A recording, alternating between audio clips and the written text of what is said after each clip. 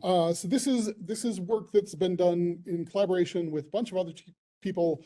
So shout out to my collaborators, and I also should mention that it's been funded under a NSF Growing Convergence Research grant, and also from the DOE Hyperfacets program.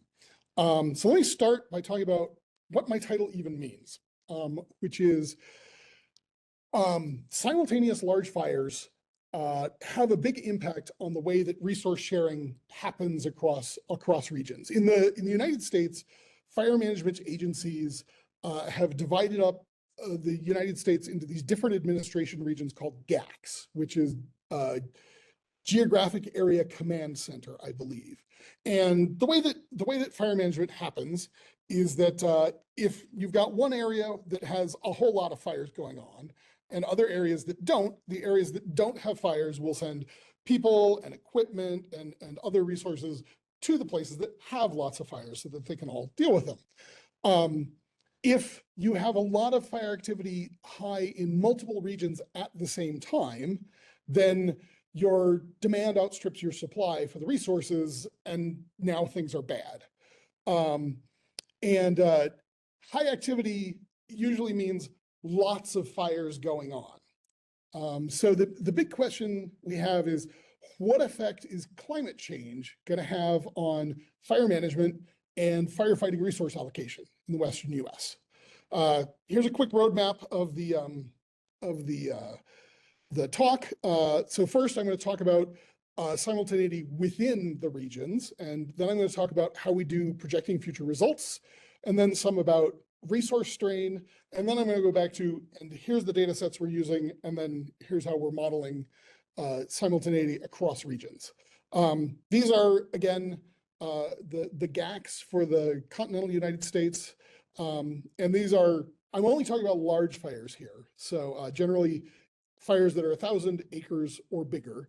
And as you can see on this map, pretty much all of those happen in the Western US. So it's a much bigger concern out here than it is in the East. And even when you get big fires in the East, they're often faster, they're often easier to manage than big wildfires out West. So in previous work, what we did is we used GLM, generalized linear model, to model simultaneity at the biweekly scale on the GAC level, as a function of the Canadian Fire Weather Index. So we're saying, okay, I'm going to take each of these regions and I want to know for any given fortnight how many fires are burning during that period, and then I want to try to predict it using the Canadian Fire Weather Index, which is this very complicated function that you can calculate based on lots of meteorological inputs, like precipitation, temperature, maximum daily maximum temperature, so on and so forth. Shown on here on the right, you can see here's the distributions of how that simultaneity looks. You have, and this is a sort of a troublingly fat-tailed distribution, which is to say it's hard to model these things sometimes, because sometimes you have really big numbers, but most of the time you have very small numbers. Then one occurs way more than anything else. And I haven't even shown the zeros on here, because if I included the days where there's no fires, you wouldn't be able to see a thing, because that's by far the greatest number. So it's a highly zero inflated distribution, which means we need to do a two-part statistical model. This is called a hurdle model, where we do one part of the model says, do I have any fires, yes or no? And then a second part that says, okay, if I do have them, how many do I have? So we modeled that using GLMs with a negative binomial response. We're able to do that reasonably. Also worth noting here is that we're using the MTBS database for fires, which is a satellite-based product where they sort of, they take satellite records and look at burned areas. For observations, we're using a gridded data product called GridMet. All right, so this is sort of the work that we're building on. And so having built those statistical models, we then took them and gave them inputs from the outputs of the regional climate model simulations in the NA Cortex archive, which is a collection of regional climate models for North America, all driven with CMIP5. We had 12 of them that were at, there's all these different combinations of regional models and global models. And so we picked out one from each. They're all using RCP 8.5, which is a high-end scenario, just because if you can adapt to high-end stuff, then you can adapt to low-end stuff. And also, that's what's mostly available. The majority of these are at quarter degree resolution. A couple of them were only available at half-degree resolution. So we took those guys at the highest resolution that was available, calculated the same Canadian Fire Weather Index, and then used the statistical models to project future conditions. And I want to mention that the reason why we're doing this in terms of GACs and why this part of it is done in terms of return levels is because the NSF project, we had a lot of interaction with stakeholders who deal with wildfire, and we learned it was really important for us to frame our results in terms that were relevant to them. So for them, spatially, these administrative regions are the most important thing. That matters way more than trying to give them a map of PDFs or something like that. And that they were that return levels were a good way to frame it temporally, because they're used to thinking about things in terms of like, these are conditions I expect to see, about once every year or once every couple years or that kind of thing. So framing it in terms of return levels made it more relevant to stakeholders.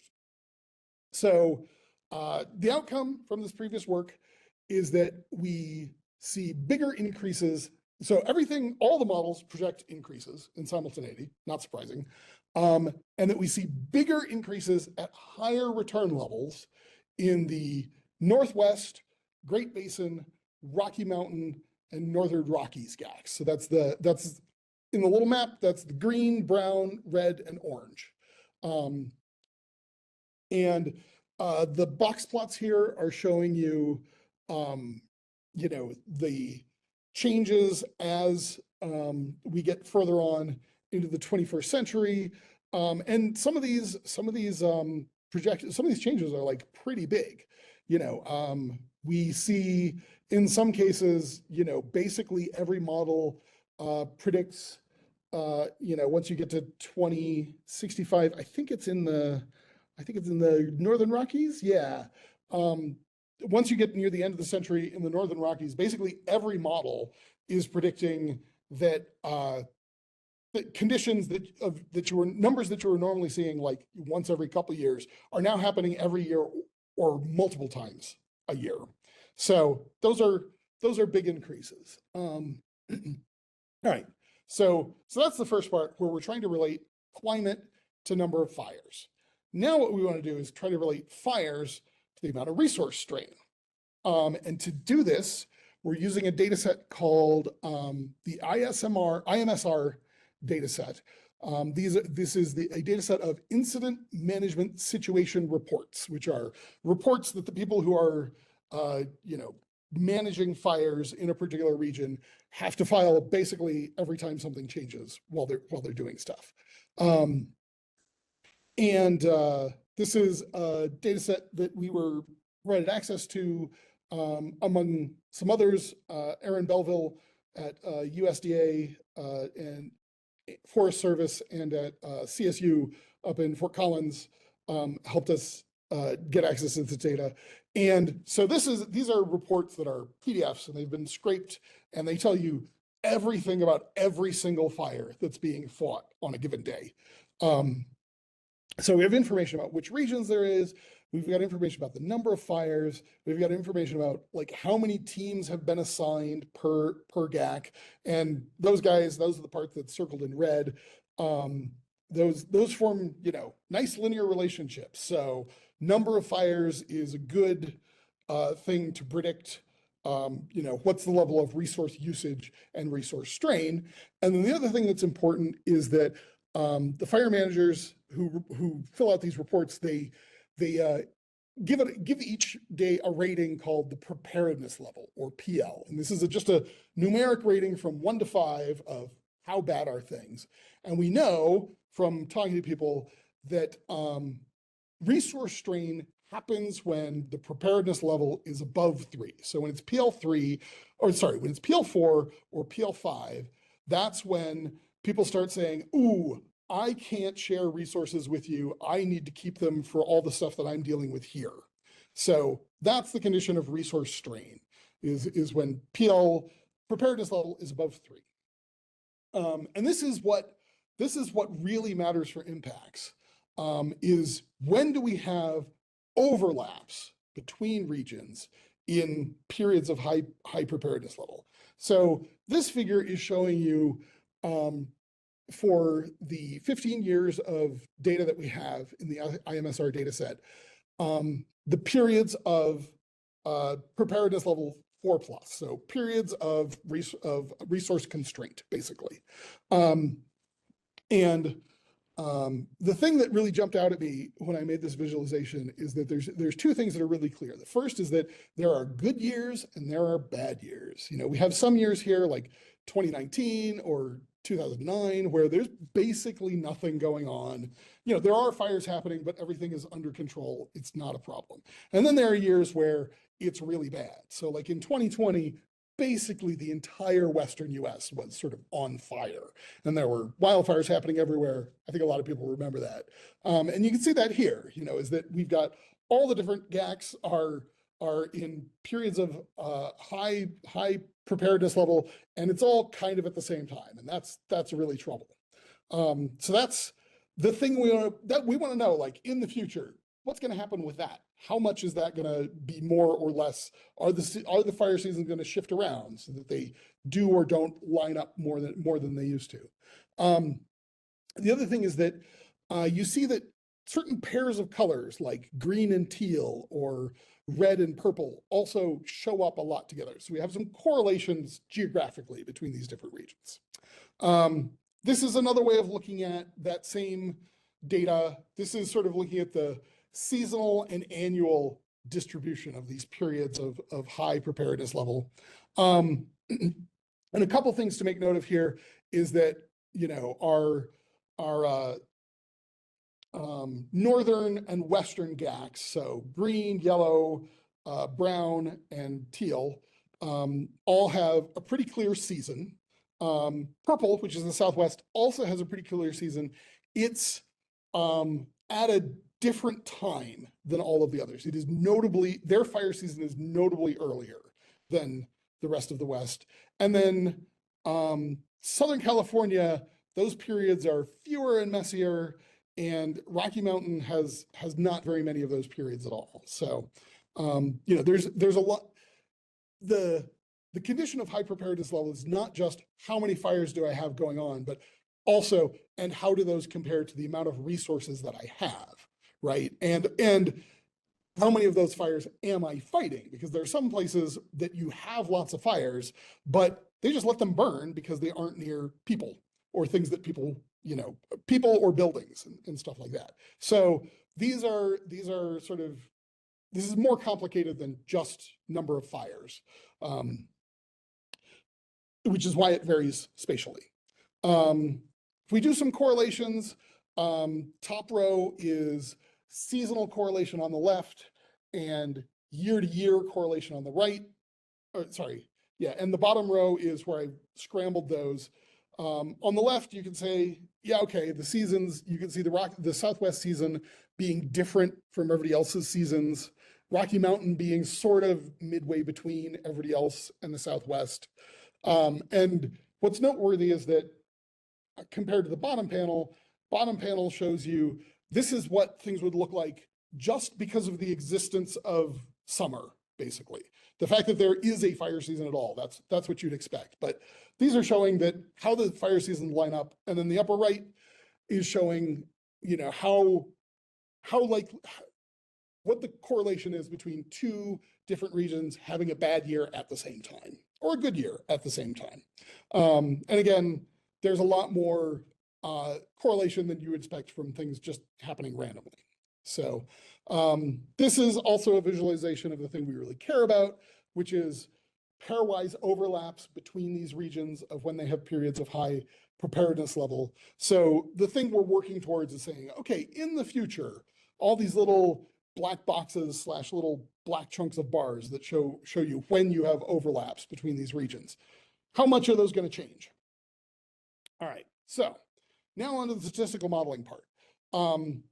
There's, let's see, so there's two pieces to this. So the first is going from number of fires to high preparedness level.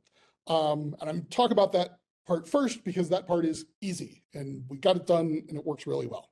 The second part is going from our meteorological conditions to the number of fires.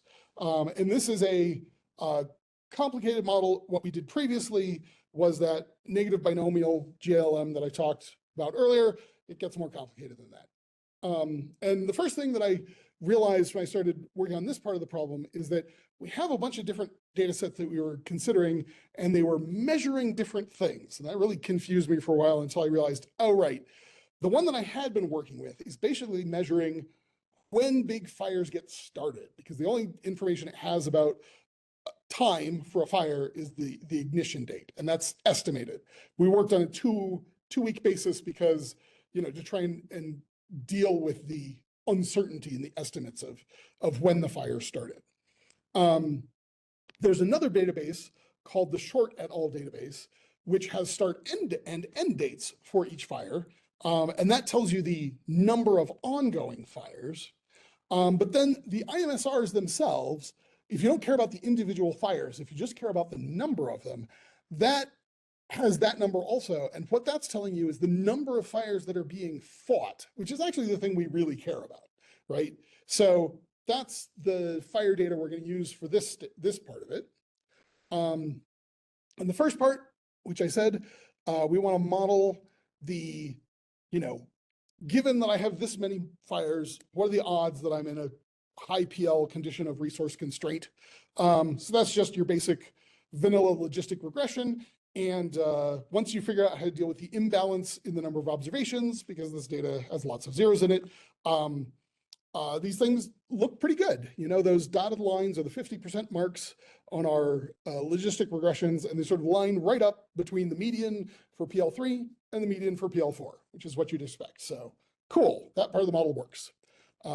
Check. Now, modeling the number of fires is tricky if you're doing it on a daily basis. We sort of got around this by working on a 2-weekly basis earlier. If you're working on a daily basis, we have these long periods of simultaneity, which means that it's serially correlated.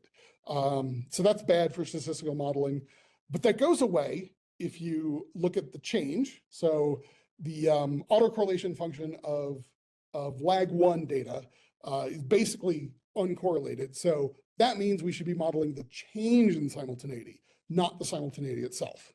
And now it gets tricky because now we've got sort of like a 4-part statistical model where we say, okay, first, is it change or not change? Because we have a huge number of too many zeros. Then we say, okay, what's the sign? And then we say, okay, given that it's positive or given that it's negative, how much is it? So that's what I've been working on, just showing some statistics about what's going on. The figures on the left are showing, you know, the total number of years that have, sorry, the seasonal distribution of sign change. So increases are on the top and decreases are on the bottom, and zeros are in the middle. Those are with 30-day moving averages to, you know, blur things out a little bit so you can actually see some patterns. The distributions of these guys are on the right. I've left out the zeros because those are real hard to see. You can see again, this is sort of a fat-tailed distribution, so that's a little tricky. We're using 5 different fire indexes. So Canadian Fire Weather Index and FM100 were ones that we found were good previously. There were 3 more that we wanted to investigate, which were the hot, dry, windy index, the severe fire danger index, and vapor pressure deficit, which we hadn't worked with before. So we're added five more indexes in. We're aggregating across space in a different way now. Before we were just using the mean. Now we're sort of testing out, looking at spatial quantiles. And then there's 3 different versions of the data, which are the raw data on the left, smooth data in the middle, and then the derivative of smooth data on the right, because the derivative will tell you whether you're in the start of the fire season or the end of the fire season, and that can be pretty important. This is the thing we're trying to predict, basically. You know, the number of simultaneous fires is in the upper right. The change is in the bottom right. That's the thing we're trying to predict.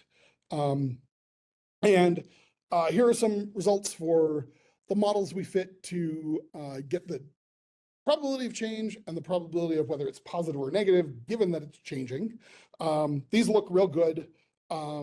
We did cross-validation using Lasso to take those, 91 predictors down to just, you know, a handful that are sort of the best ones. We've got some holdout predictions and the evaluation using a package called Dharma, which does which looks at the distribution of your residuals relative to what quantiles they should be in. Those look real good. And I'm still working on the magnitude stuff. That's proven to be harder. I think I have a good line on it, but I think one of the interesting things that can come out of this is a figure that's showing you how important the different predictors are in the different regions. And, you know, so one of the things that we can see here is that vapor pressure deficit, right, which is the third column, which is the top row here, is really important in the Northwest GAC. But in the Rocky Mountains, hot, dry, windy is a much bigger deal. That's a much better predictor. So I haven't spent much time with this figure yet, but I think those are some potentially interesting results to come out of this, is like which fire indexes are more important in which regions. We're trying to decide what's going to be happening with fire. And I think the next steps are getting the distribution of the magnitudes, and I believe that this is a zero inflated Skellam distribution, which is something I just learned existed. And so we're going to try to fit that. And then we're going to project future conditions and do overlaps and periods of resource strains with a whole bunch of Monte Carlo simulations. And that's where my research is right now. Happy to take questions. Thank you.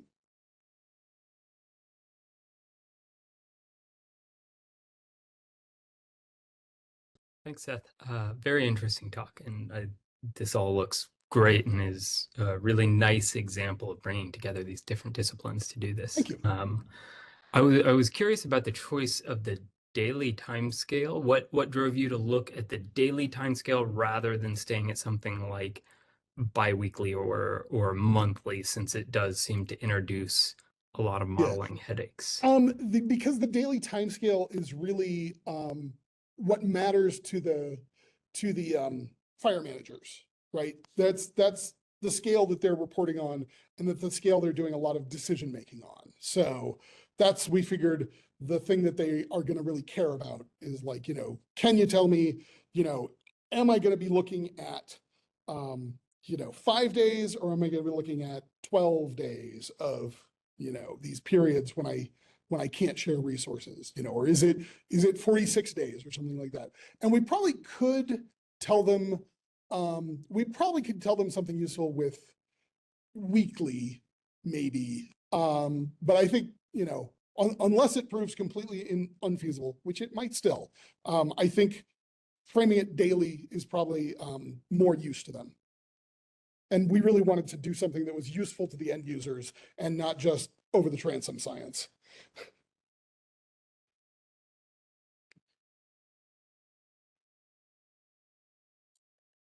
Mary Beth has a question. Thank you for the talk. When you said that, you know, using different indices for different areas depending on what's important, I think that's you know, really good forward-looking approach.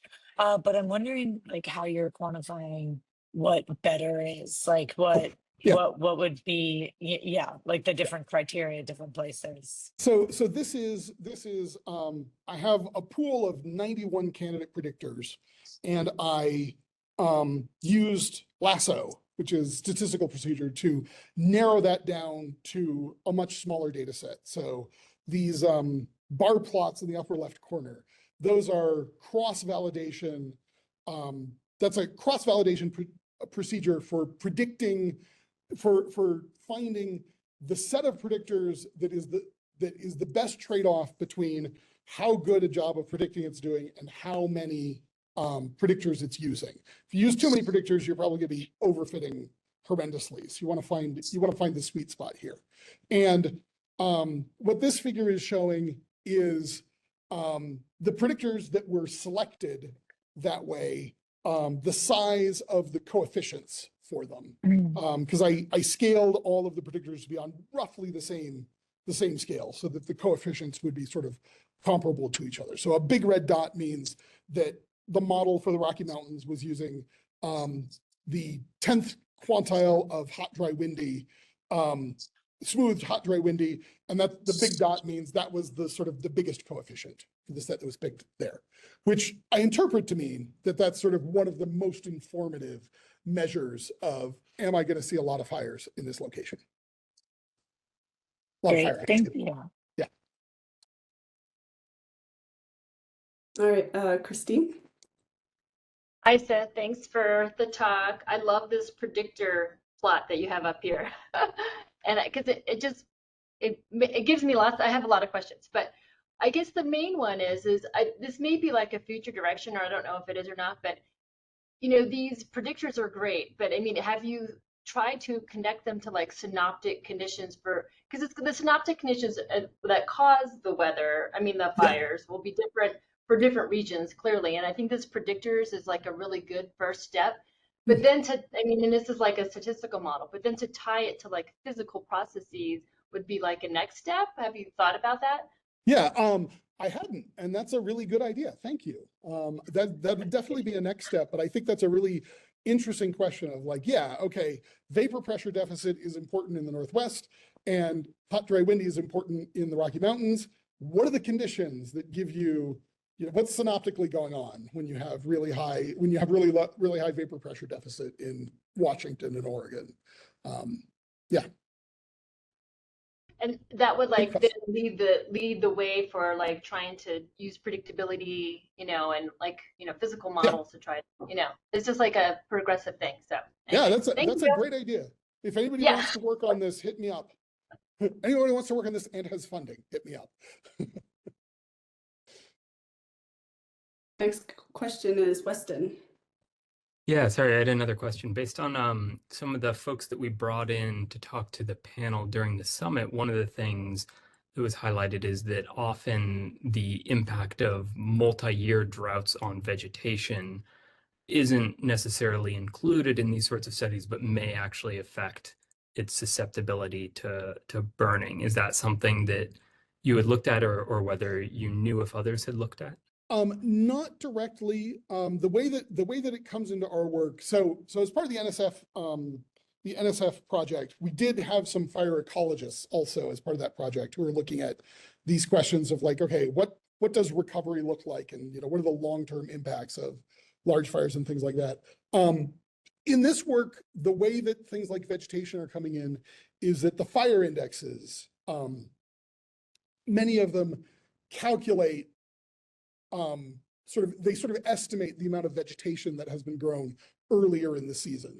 They have certain parts of the equations kick in at certain times of year, and then they estimate how much plant growth would develop, and then how much it's gonna dry out, and then what kind it is, and those kinds of things. So that's coming in indirectly, and the fact that the two of the best predictors were Canadian Fire Weather Index and FM 100, which is 100-hour fuel moisture. They both have those kinds of factors in them. So that's coming in indirectly through the fire indexes, which were put together by people who know way more about forest ecology than I ever will.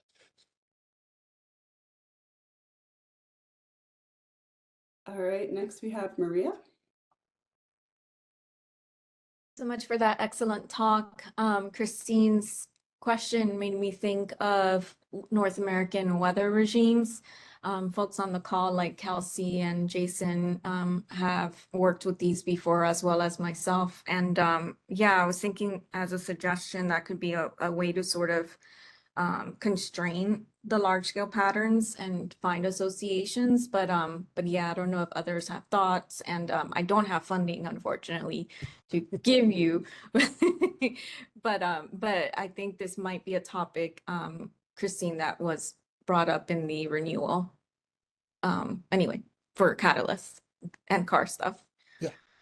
Yeah, if you want to, if somebody wants to work on like tying those weather regimes to some of these fire indexes, that sounds like it would probably be useful to the community, you know, as long as we sort of do the bridging. So one of the big things we learned in the convergence aspect of the NSF project was how important it is to talk to all of the fire managers and co-produce the information and not just try to hand it off, because they're already swimming in products that they can't and can't use because they weren't developed in conjunction with all of these people. So find some practitioners and work with them and work on that. And I think that would be really interesting work. Yeah. Awesome. And just really quick while I'm here, how would you best recommend folks do that sort of connection, right? So Yeah. amongst ourselves, we bring up regimes and we kind of maybe know what we're talking about, but how would that connection work? Like, any tips? So I will say I can mostly only speak about what's going on here at NCAR, but we have a convergent science, I think it's like an interest group or something, but there's a lot of people in there who are very interested in, like, you know, connecting people to other to practitioners to do this co-production of knowledge. In terms of connecting with fire practitioners specifically, the person in our group on that project that was sort of our liaison to all of the stakeholder interactions was Lee Kesenick, and who is also in the risk group. So if you're in NCAR and you wanted to talk to them, that's how their name is spelt, and you could contact them and they might be able to have something to tell you about. Or, you know, finding colleagues like Erin Belval knows lots and lots and lots of people who are practitioners. So, you know, we're leaning heavily on her to get some connections for this piece of the work. Great, next we have Bao. Hi, thanks Seth, for this very nice talk. So I'm not quite familiar with this topic, but I have a question regarding the current status for like a subseasonal or season prediction for fire. What is the current status? And if we can predict that with a lead time of several months, what are the main predictability sources for that? I know very little about that. I think that is I think that's an interesting question, but I can't answer it. I think the most I could say is that would potentially be of a lot of interest to a lot of practitioners. You know, if you could give them a reliable forecast of, is it going to be a good year or a bad year, they would love to have that kind of information.